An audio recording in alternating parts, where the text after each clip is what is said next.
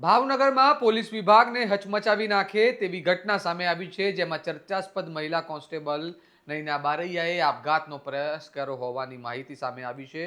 અને આપઘાતના પ્રયાસ પહેલા તેમણે ડીવાયએસપી રીમાબા ઝાલા અને પોલીસ વિભાગ પર ગંભીર આક્ષેપો લગાવ્યા છે. પોતાના જ વિભાગના કર્મચારી દ્વારા આવા ગંભીર આરોપો લગાવતા સમગ્ર મામલો રાજ્યભરમાં ચર્ચાનો વિષય બન્યો છે. આવો વિગતે વાત કરીએ સમગ્ર મામલા વિશે આ અહેવાલમાં. નમસ્કાર, હું ચિરાગ વર્ષાબેન, આપ જોઈ રહ્યા છો સ્વમાન. ગુજરાત પોલીસ પર સામાન્ય રીતે નાગરિકો દ્વારા આક્ષેપો લાગતા હોય છે, પરંતુ હવે પોતાના જ વિભાગના કર્મચારી દ્વારા ઉચ્ચ અધિકારી પર આક્ષેપો લગાવવામાં આવ્યા હોય તે ખૂબ જ ગંભીર બાબત ગણાય. ભાવનગરના મહિલા કોન્સ્ટેબલ નૈના બારૈયાએ સોશિયલ મીડિયામાં રડતા રડતા વિડીયો મૂકી ડીવાયએસપી રીમાબા ઝાલા પર ગંભીર આક્ષેપો લગાવ્યા છે, જેમાં તેમણે કહ્યું છે કે તેમને ધમકીઓ આપવામાં આવી અને તેમને ખોટી રીતે ફસાવવામાં આવી રહ્યા છે. નૈના બારૈયાએ અગાઉ પણ અનેક વિવાદોમાં આવી ચૂક્યા છે, જેમાં SC/ST એક્ટના આરોપીને સંતાડવાનો કેસ, દારૂ સંબંધિત કેસ અને જેલમાં સિમ કાર્ડ વાપરવાના કેસ સામેલ છે. તેમજ તાજેતરમાં જ દાઠા પોલીસ સ્ટેશનમાં તેમના વિરુદ્ધ એક મહિલાએ ગંભીર આક્ષેપો સાથે ફરિયાદ નોંધાવી છે. આ તમામ બાબતો અંગે નૈના બારૈયાએ પોતાના વિડીયોમાં ખુલાસો કર્યો હતો અને પોતાની ધરપકડ સમયે મહિલા પોલીસ હાજર ન હોવાના અને યોગ્ય પ્રક્રિયા ન અપનાવવાના પણ આરોપો લગાવ્યા હતા. આ ગંભીર આક્ષેપો બાદ નૈના બારૈયાએ બોટાદ સાળંગપુર હાઈવે નજીક એક ગેસ્ટ હાઉસમાં ઝેરી દવા પી આપઘાત કરવાનો પ્રયાસ કર્યો હતો અને તેમને તાત્કાલિક બોટાદની હરિઓમ હોસ્પિટલમાં ખસેડવામાં આવ્યો હોવાનું સામે આવ્યું છે. મળતી માહિતી મુજબ હાલ તેમની સ્થિતિ સ્થિર હોવાનું જાણવા મળી રહ્યું છે. સાંભળો નૈના બારૈયાએ સોશિયલ મીડિયામાં વિડીયો મારફતે શું આક્ષેપો લગાવ્યા હતા. નૈનાબેન નાનજીભાઈ બારિયા,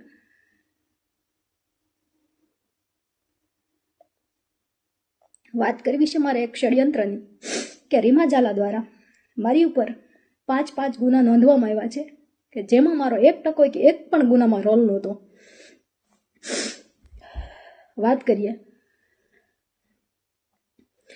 એટ્રોસિટીના આરોપી કે જે મારા દાદાના દીકરા થાય અનિલભાઈ અને મુકેશભાઈ, એના બે અજાણ્યા બે ભાણિયા એ રીતે ફરિયાદ નોંધાણી હતી એટ્રોસિટીની. એમાં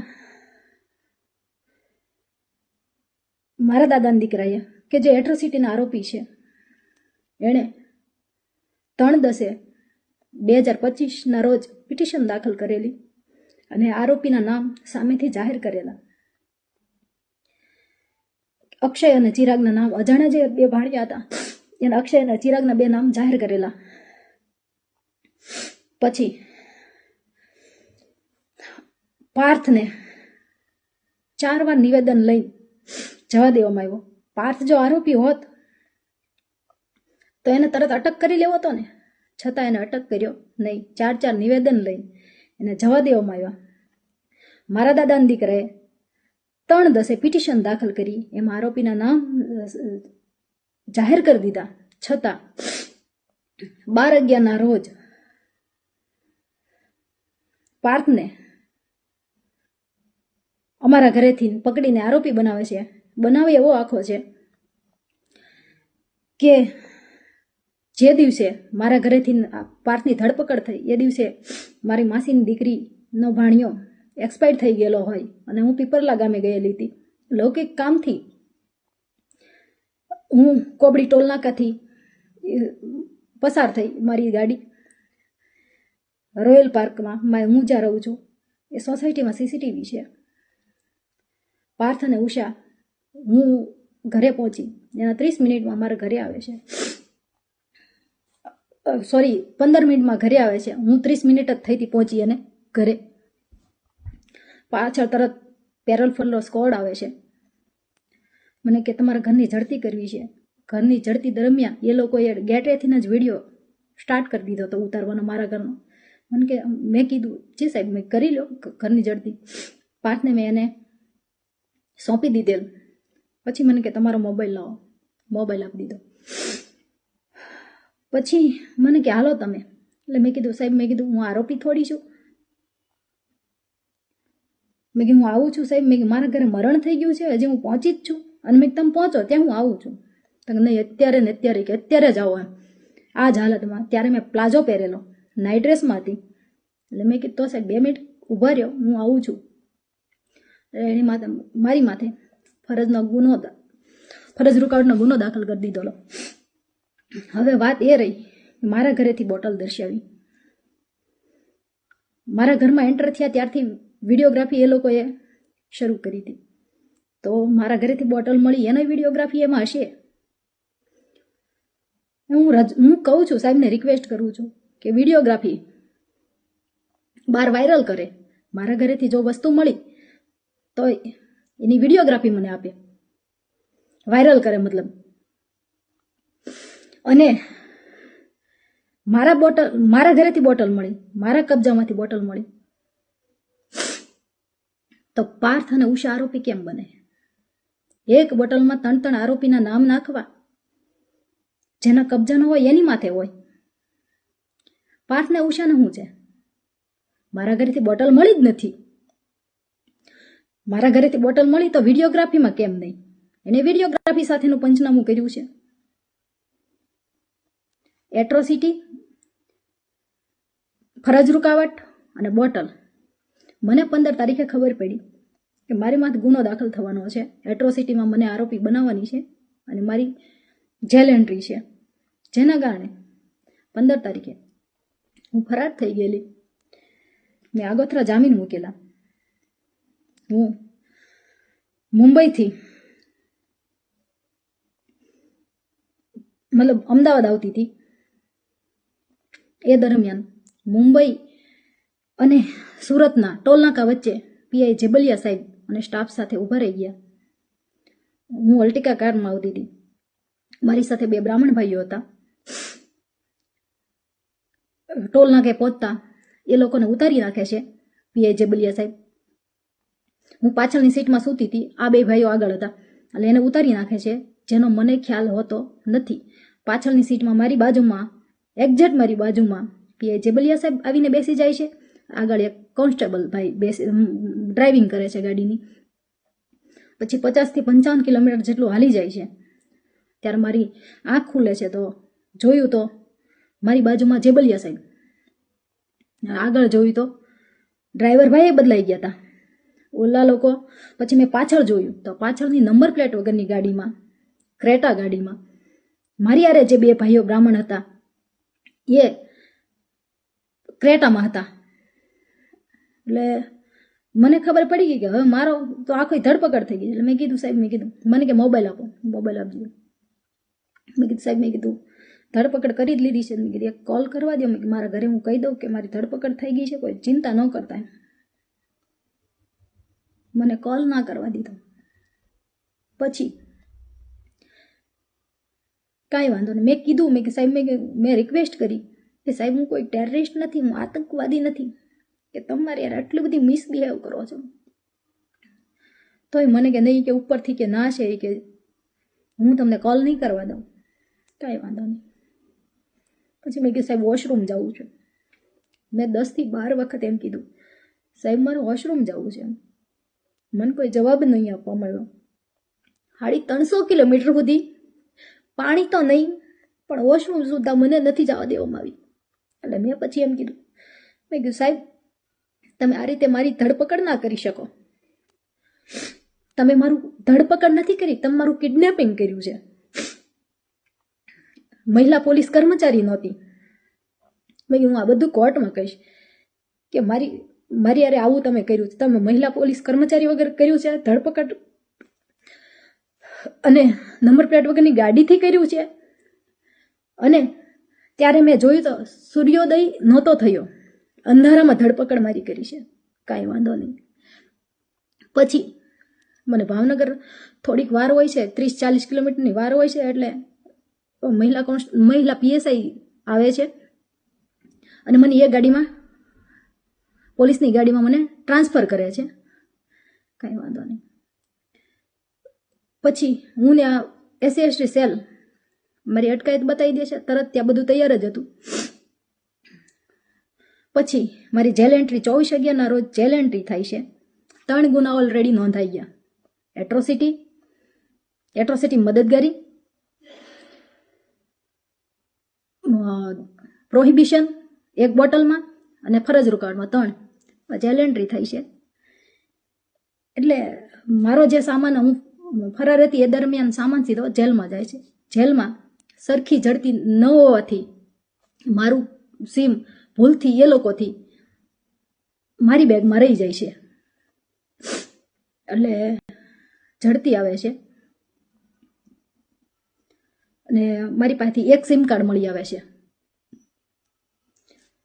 અને જે મારી જેલ એન્ટ્રી 24/11/2025 થી 12/12 સુધી 12/12/25 ના રોજ સુધી ક્યારેય એક્ટિવેશન કે બિન અધિકૃત એનો ઉપયોગ કરવામાં આવેલ નહોતો કે મને એ સમય દરમિયાન મારી એક પણ ચીજ જેલમાં આવવા દેવામાં આવી નહોતી કે મારે કે સિવિલ આવેલી નહોતી કે મારે કોઈ મુદત આવેલી નહોતી. તો એ સિમમાં મને આરોપી બનાવી દે છે અને એની ચોથો ગુનો દાખલ કરી દે છે. જેલ અધિક્ષક સાહેબ કહે છે કે એની બેનનો એક્ટિવેશન ટાઈમ જોવે છે તો પહેલાંનો આવે છે, મારી જેલ એન્ટ્રી પહેલાંનો આવે છે. એટલે સાહેબ કહે છે કે અમારે ગુનો દાખલ કરવો નથી. રીમા ઝાલા કે ડીવાયએસપી પરાણે ગુનો દાખલ કરાવે છે અને ચોથો ગુનો મારી પર દાખલ કરાવી દે છે. અને પછી મને જામીન મળે છે ભાવનગર પ્રતિબંધના. પહેલા મહુવા ઓર્ડર કર્યો, પછી દાહોદ કર્યો અને મારે ભાવનગર પ્રતિબંધ હતો. તો હવે વાત એ રહી, આ સિંગલ મધર તરીકે મારી ફરજ હોય, મારી જવાબદારી હોય, મારે 9 વર્ષનું બાળક હોય અને આજ 3 મહિનાથી મારો બાળક સ્કૂલે ના ગયું હોય. મારું ઘર રીમા ઝાલા દ્વારા તદ્દન ખોટા ગુના દાખલ કરીને વેર વિખેર કરી નાખવામાં આવ્યું હોય, છતાં આજ 5મો ગુનો મારી માથે દાખલ કરી દેવામાં આવે છે. રીમા ઝાલાને જ્યારે હું મળવા ગઈ ને, મને પહેલી વાર જ્યારે બનાવ બન્યો ને ત્યારે પહેલી વાર મળવા ગઈ ને ત્યારે જ કીધું હતું કે તારી જિંદગી કે તારી અને તારા પરિવારની જિંદગી કે બરબાદ કરી દેશે. તમે કે તમારી હાથ પેઢીમાં કે ક્યારે આવું નહીં જોયું હોય, તમારી જિંદગી કે બરબાદ કરી દેશે, એમ તમને જીવન લાયક નહીં રહેવા દેવાનું. ખરેખર રીમા ઝાલાએ એ વસ્તુ કરી. એસીબીમાં ફૂલ ટ્રાય કરી લીધી, જીએસટીમાં ફૂલ ટ્રાય કરી લીધી. મારા તમામ ગ્રુપમાં કોઈ માણસને બાકી નથી મૂક્યો. રીમા ઝાલાએ તમામ માણસોને ફોન કરીને બધાને બોલાવ્યા કે નૈના વિરુદ્ધ તમે ગુનો દાખલ કરો. એ માણસો પાછા મને કહે છે, મારી પાસે એના પુરાવાઓ છે.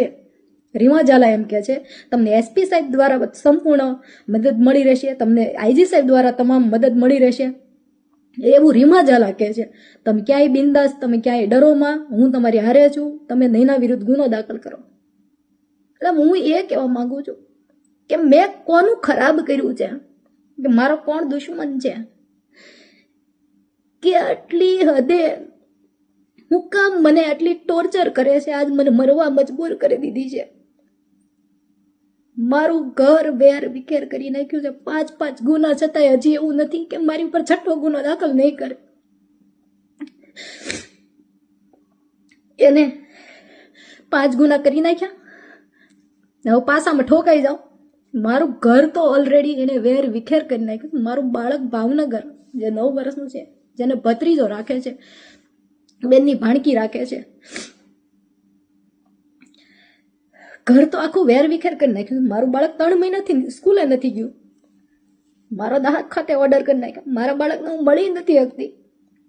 છતાં રીમા ઝાલાએ કુંદનને 5મો ગુનો મને દાખલ કરાવ્યો. કુંદનને સામેથી 30/12 SC/ST સેલે મતલબ મહુવા ખાતે બોલાવે છે. આ મામલે હજુ સુધી પોલીસ વિભાગ અથવા ડીવાયએસપી રીમાબા ઝાલા તરફથી કોઈ સત્તાવાર પ્રતિક્રિયા સામે આવી નથી, પરંતુ આ સમગ્ર ઘટનાએ અનેક સવાલો ઊભા કર્યા છે. જો એક પોલીસ કર્મચારી જ પોતાના અધિકારીઓ પર આક્ષેપો લગાવી આપઘાતનો પ્રયાસ કરે તો પોલીસ તંત્રની અંદર શું ચાલી રહ્યું છે તે પ્રશ્ન સ્વાભાવિક રીતે ઊભો થાય છે. બીજી તરફ કેટલાક લોકો એ પણ કહી રહ્યા છે કે નૈના બારૈયા પોતે અગાઉના કેસોમાં સંડોવાયેલા હોવાથી આક્ષેપોની સત્યતા તપાસ પછી સ્પષ્ટ થશે. આ મામલે નયના બારૈયાના પરિવારજનોની પણ પ્રતિક્રિયા સામે આવી છે. સાંભળો તે શું કહી રહ્યા છે. મારું નામ બારૈયા ભરતભાઈ નાનજીભાઈ. ભરતભાઈ, ખાનગી હોસ્પિટલમાં નૈનાબેનને દાખલ કરેલા છે, તે તમારે શું થાય? એ મારા નાના બેન છે. શું કારણથી દાખલ છે? એને પહેલાં સસ્પેન્ડ કરવામાં આવ્યા છે અને પછી રીમાબા ઝાલા દ્વારા માનસિક ત્રાસ આપી અને સુસાઇડનું પગલું એણે ભર્યું છે બેને. તમારા બેન શેમાં અને કઈ જગ્યા પર નોકરી મારા કરે? બેન ભરતનગર પોલીસ સ્ટેશનમાં ફરજ બજાવતા સાહેબ. અને રીમાબેન ઝાલા કોણ છે? રીમાબેન ઝાલા ડીએસપી છે સાહેબ. દવા ક્યારે પીધી અને હાલ સ્થિતિ શું હા, છે એમની? મને સાહેબ મારા બાપલાનો રાતે 2 વાગે કોલ આવ્યો. અહીંયા કોણ લાવ્યું એ પણ મને કાંઈ પણ ખબર નથી. અત્યારે સ્થિતિ કેવી છે? અત્યારે સ્થિતિ નાજુક છે સાહેબ. ભાનમાં છે અત્યારે? વાતચીત કરી? અત્યારે સાહેબ ભાનમાં કોઈ હાલતમાં નથી, ભાનમાં નથી બેન. તમને શું માહિતી મળી છે? તમારા બેને જ્યારે દવા પીધી અથવા તો એ પહેલા તમારી સાથે ક્યારે વાતચીત કરી હોય તો કોણ કોણ પોલીસ વાળાને કેવી રીતે હેરાન કરતા, કેટલો ત્રાસ હતો? ત્રાસ સાહેબ બહુ છે. હસતો ખેલતો અમારો પરિવાર હતો. અત્યારે તો હવે અમારે શું કરવું આમાં સાહેબ એ સમજાતું નથી. આ રીમાબા ઝાલા દ્વારા જ આ બધું ત્રાસથી જ એના ઉપર જ બધો આરોપ લાગશે. શું માંગણી શું છે તમારી? અમારું ન્યાયતંત્ર ઉપર અમને ભરોસો છે. હર્ષ સંઘવી સાહેબ, પછી ભૂપેન્દ્ર પટેલ સાહેબ, અમને ન્યાયતંત્ર ઉપર ભરોસો છે. અમને ન્યાય મળવો જોઈએ સાહેબ. અમારે આમાં એવું છે કે બેન હોશમાં આવશે ત્યારે બયાન આપશે. અત્યારે અમને આમાં એવું લાગે છે કે 4-5 નામ ખુલશે. તો ડીઓએસપી રીમા ઝાલા અને અન્ય લોકો વિરુદ્ધમાં તમે ફરિયાદ દાખલ કરશો? હા સાહેબ, ફરિયાદ કરવાની જ છે સાહેબ. શું ન્યાયની શું અપેક્ષા? ખરેખર શું ન્યાય મળવો જોઈએ તમને? ન્યાય સાહેબ અમને મળવો જ જોઈએ ને. મારા બેનને સસ્પેન્ડ કર્યા છે. સસ્પેન્ડ કર્યા પછી અમને ન્યાય નથી મળ્યો કે કારણ કે હજી હેરાનગતિ જ આ ચાલુ છે આમનામ. અને એના કારણે કોઈને મરવું સાહેબ અત્યારે થોડું વાલું લાગે. અત્યારે આ બધું સુસાઇડ એના કારણે તો સુસાઇડ કર્યું છે. કેટલા સમયથી તકલીફમાં છે તમે અને તમારો પરિવાર ને તમારા બેન? સાહેબ અમે આ 3-4 મહિનાથી અમે એવા અત્યારે તકલીફમાં છીએ એની વાત કરવામાં સાહેબ. મારું નામ બારૈયા ગૌતમભાઈ નાનજીભાઈ. ગૌતમભાઈ, નૈનાબેન શું થાય તમારે? નૈનાબેન છે સાહેબ, મારી બેન છે, મારી સગી બેન છે. અત્યારે ખાનગી હોસ્પિટલમાં સારવાર હેઠળ છે. તબિયત કેવી છે ને શું કારણથી સારવાર? સાહેબ એની તબિયત બહુ નાજુક છે. બરોબર, એણે સુસાઇડ કરી લીધેલું છે અને તબિયત બહુ નાજુક છે. શું કારણથી આ પગલું ભરવું પડેલું? આમાં સર એવું છે કે આજે પહેલાં બેન 3 મહિનાની હિસ્ટ્રી આપણે જોઈએ તો 3 મહિનાથી બેન મને કહેતી આવે છે સર કે અમારે પહેલાં કે એને પહેલાં જેલમાં નાખી દીધા છે. રીમાબા ઝાલા કરીને ડીવાયસપી છે HC/ST સેલમાંથી, બરાબર, ભાવનગર નવાપરામાં ડીએસપી ઓફિસમાં એ નોકરી કરે છે. અને એનો ત્રાસ એવો છે સાહેબ કે બેનને હલકી પ્રવૃત્તિઓમાં નાખી દેવામાં આવી, હલકી વિડીયો વાયરલ કરવામાં આવી, હલકી કોમેન્ટો કરવામાં આવી લોકો દ્વારા અથવા એના એ પોતે દ્વારા. એણે અને બધા જ એના જે નૈનાબેનને યારે કોઈ પણ વ્યક્તિ બાંધેલા હોય, કોઈ બોલેલા હોય તો સ્ટાફવાળાને બધાને કે એણે પૂછ્યું કે ભાઈ તમે આ નૈનાબેન વિરુદ્ધમાં તમે પોલીસ ફરિયાદ નોંધાવો. એમ ગોતી અને ફરિયાદો એણે નોંધાવી છે. એમ જ આ બેન છે જે કુસુમબેન કરીને જે વ્યક્તિ છે, હવે એને કોઈ ઓળખતા નથી, કંઈ પાળખતા નથી આપણે, બરાબર. એ કુસુમબાને ફરિયાદદાર બનાવી અને એણે આખું ષડયંત્ર રચ્યું છે. આ ષડયંત્રમાં રીમાબા ઝાલા ખુદ છે. બાકી આના બીજા અન્ય પણ લોકો, આ રાજકીય લોકો છે, કોણ છે અમને બધી ખબર છે. પણ અત્યારે તો બેન જ્યારે ભાનમાં આવે ત્યારે બધી ખબર પડે કે કેટલા લોકો છે ને કઈ રીતનું એણે આખું ષડયંત્ર રચ્યું. તે આવું મજબૂર બનવું પડ્યું. કોઈ પણ માણસને નબળી માનસિકતાથી, નબળી ચારિત્રથી જે લોકોને બદનામ કરવામાં આવે છે તો એ લોકો મરવા મજબૂર થાય છે. એના જવાબદાર રીમાબા ઝાલા રહેશે. ફરિયાદ દાખલ કરશો તમે? હા, ફરિયાદ દાખલ તો અભિસર 5 એક રીમાબા ઝાલા ઉપર અમારો મુખ્ય આરોપી છે અને અન્ય બીજા 5 લોકો છે એના વિરુદ્ધ પણ અમે ફરિયાદ નોંધાવવાના છીએ. અપેક્ષા શું છે? કેવા પ્રકારની ન્યાયની માંગ છે? અમારી સરકારશ્રીને, હર્ષ સંઘવીને એક જ માંગ છે કે આ ભાવનગર જિલ્લાનું જે તંત્ર ડહોળ્યું છે આખું, કે છેલ્લા 3 મહિનાથી કે આ તંત્રને ગેરમાર્ગે દોરવા, કેસોના ખોટા સવાલો કરવા, ખોટા કેસો ઊભા કરવા, આવા જ કૃત્યોના કામ છે બધા. ડીવાયસપી રીમા ઝાલા છે તે આવું જ બધી જગ્યા ઉપર બધા જે કાંઈ કેસ છે એના જે સવાલ કરવા જાય છે ત્યાં આવું જ કરે છે. જેમ કે પોતાનો કોર્ટ અને જજ બની ગઈ હોય જિલ્લાનો, એની ઘોડી વર્તન કરે છે અને સંપૂર્ણ સત્તા સર્વોપરી કે મારી જ પાસે રહેવી જોઈએ. એમ શું ન્યાયમાં શું તમારી માંગ, શું કામગીરી થવી જોઈએ? ન્યાયમાં સાહેબ આમાં તો એવું છે કે એને રીમાબા ઝાલા સસ્પેન્ડ થવા જોઈએ. બીજા નંબરની અંદર અમને ન્યાય મળવો જોઈએ. અને જે આ મારી બેને સુસાઇડ કરવાનું કારણ જે કાંઈ છે તે રીમાબા ઝાલા જ છે અને એમના દ્વારા પોષિત જે માણસો છે એના દ્વારા કરવામાં આવ્યું છે. આ સમગ્ર મામલો હવે મુખ્ય સવાલ એ છે કે આક્ષેપોમાં કેટલી સત્યતા છે. શું પોલીસ વિભાગ આ મામલે આંતરિક તપાસ કરશે અને ડીવાયએસપી રીમાબા ઝાલા આ આરોપો અંગે શું સ્પષ્ટતા આપશે? આ પ્રશ્નોના જવાબ આવનારા દિવસોમાં સામે આવશે. તમારું શું મંતવ્ય છે તેમને કમેન્ટ બોક્સમાં જણાવો અને આ પ્રકારના વિગતવાર અને વિશ્લેષણવાળા સમાચાર માટે સ્વમાનની ચેનલને લાઇક, શેર અને ચેનલને સબસ્ક્રાઇબ કરવાનું ભૂલતા નહીં. નમસ્કાર.